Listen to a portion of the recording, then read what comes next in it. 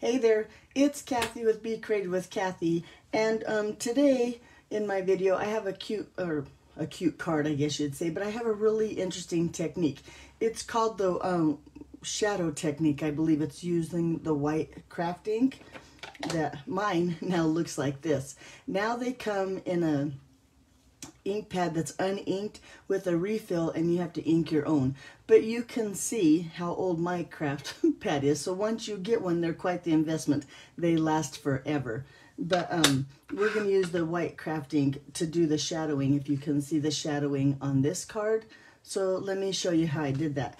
And then at the end of the video, if you don't have a demonstrator and you need a demonstrator, I'll tell you about the promotions that Stampin' Up! Has. So if you want to listen to that, you stick around to the end of the video. I'm not going to make you watch that at the beginning of the video if you're a demonstrator, or if you've already got a demonstrator and you don't want to hear all that stuff. So that'll be at the end. Hopefully I'll remember at the end of my video. But for supplies and measurements, I would go to my blog, becreativewithkathy.com, and there'll be the right measurements and supplies there, because sometimes I ramble on and I don't make sense. But first thing I know that I have here is 2 pieces of basic white. These are both 5 by 3 and 3/4. One of them is going to be the inside. I'm going to go ahead and stamp on the inside of my card first. Now for the inside, this amazing year, an entire year more amazing and lovely as ever. I like the inside of that, or that for the inside of my card, so that's what I'm going to use, is that stamp again with that Mary Merlot. Well, I probably haven't told you about the Mary Merlot yet, but so I'm going to just take that stamp and just stamp it up in the corner. Now when you have these darker colors, sometimes they just take a little bit, and look, there's a smudge on my paper already. So time out. I'm going to do it again, turn it over where it's all crisp and pretty white. And you know what, I've stamped it up here in the corner because for the other part of the card we're going to use the shaded summer, and I'm going to take this image here and stamp it down in the corner here. And it's just a little bit smaller. Well, I don't know if that's true or not, but just a little image right here in the corner. So I'm going to set that aside, let that dry. Like I said, those darker images, or those darker inks, sometimes take a little bit longer to dry than the other ones. Okay, set those stamps aside. Let me find a place for them. And let's start with the shadowing. Okay, I'm going to put this away. I'm going to bring in my Stamparatus. Now, the shadowing technique is not new. It's been around for a while. And we used to do it using the thing called the Stampin' Majig. Now, I don't even know if you can still get a Stampin' Majig, but I think we can do the same thing with our Stamparatus. So let me show you what I have planned. I'm going to take, first of all, a piece of crumb cake. Now, I cut this crumb cake down, so it's just 1/8 of an inch smaller than that piece of white. So I believe this is 4 7/8 by 3 5/8. But we're going to stamp on here. I'm going to just set it up on my Stamparatus. Now I have just the base here. I'm using red rubber stamps, so we don't need the pad that comes with the Stamparatus. I am using my Misty Corner here. These are not sold. You can't find these at my online store. I believe I bought mine on Amazon. But that's just going to set my paper up here, and I'll show you why I think my Misty Corner helps a little bit later. And then of course I have my plate. I'm going to take my 2 stamps here and place them on my cardstock. I have to move this a little bit. Where I want that happy birthday like this. I think that looks pretty straight, looks pretty good. So let's go ahead and close it up, pick up those stamps, and then I'm going to take those stamps and ink them up in that craft white ink.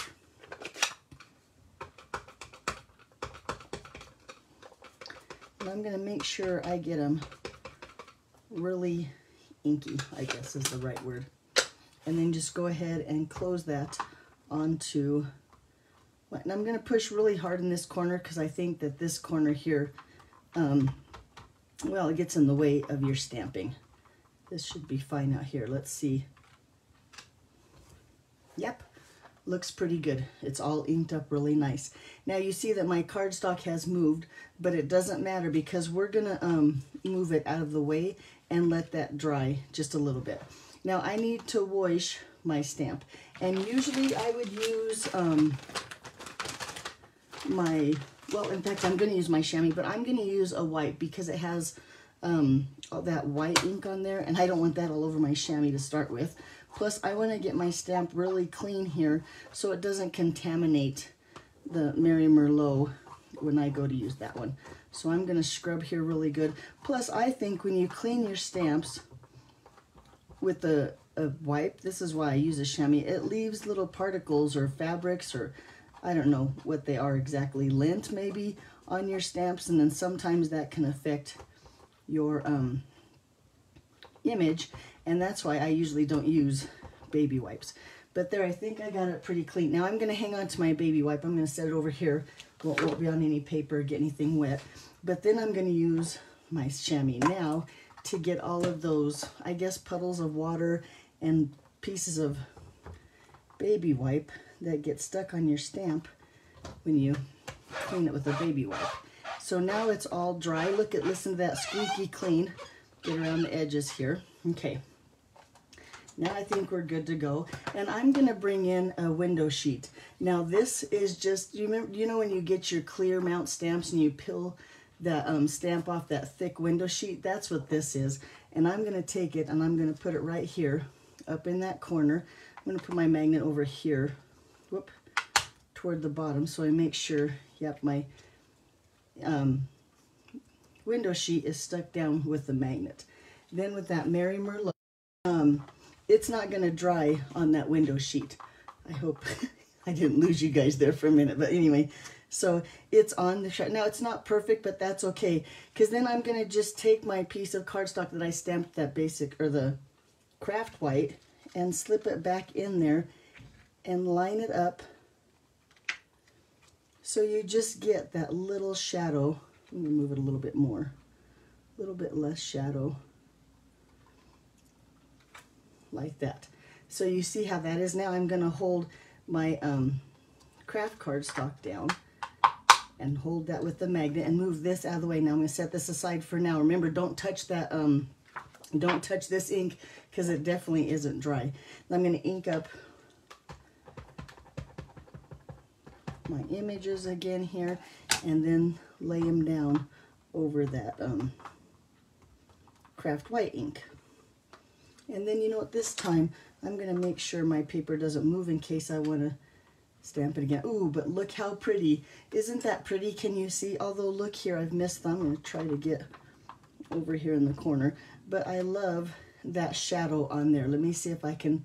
Well, before I do that, though, I shouldn't have moved my paper. You can see now how it's just the paper is just a little bit down before, or away from my corner, because before I had it right up here in the corner and now it was down, you know, maybe just about like there to do the shadowing. So if you didn't want to bother with the window sheet, you could stamp your craft white and then just move your paper down like an 1/8 or a 1/16 of an inch and stamp it again, and that's how you would get that white shadow like that on your card. I hope all that makes sense. So then I would just take this to the sink and rinse it off with some warm water, maybe scrub it with a little Stampin' Mist. But this window sheet that is wet, remember that baby wipe I said I was going to save, you would just take this, and I'm going to put on a piece of scratch paper just in case, and you could just clean that off with that baby wipe, and then you can use it again. Now I'm going to dry it on my pants real quick. Don't tell anybody that's how I do it. But so then I have that baby white, or that window sheet that you can use over and over and over again. Okay, so there you go. That's how you do the craft white shadow card. Let's go ahead and finish up our card.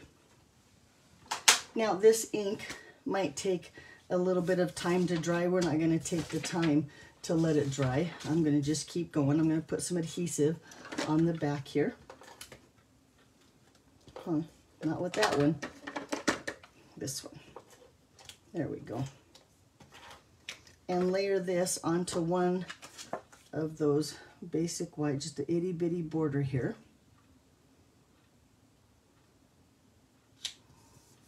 And then with some of that pretty glimmer white ribbon, let's just tie a simple knot around the bottom here.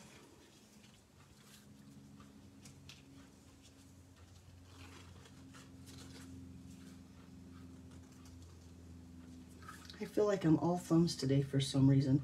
Maybe because it's Monday, huh? Oh. There we go. We'll trim those ends. Not the best knot I've ever tied. We might have to fix it here too. Let's see if I can get it tight enough this way. Yep, it's not too bad. Okay, we're going to put some dimensionals on the back.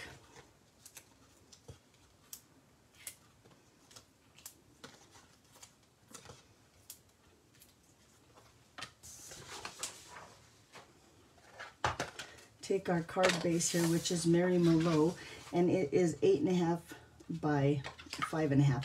Now, I don't know if I mentioned, I picked Mary Merlot because it's kind of a darker ink, or you need, when you do this kind of image, your lighter or your top coat, the classic ink, needs to be kind of a dark tone. And I thought that Mary Merlot would look really pretty on a flower, so that's why I chose that color. When we did it in the past, we always used either a dark, like a dark brown. You need a dark color to go over that white to really get that shadow to pop. And then I think layering it on the white even helps to have that shadow pop a little bit more. So there you go. Where was the inside of our card? Let's go ahead and put that on there.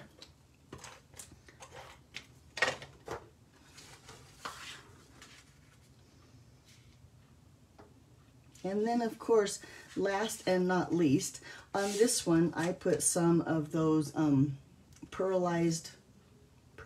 iridescent pearls on here. And then, of course, I put them away where now I can't find them.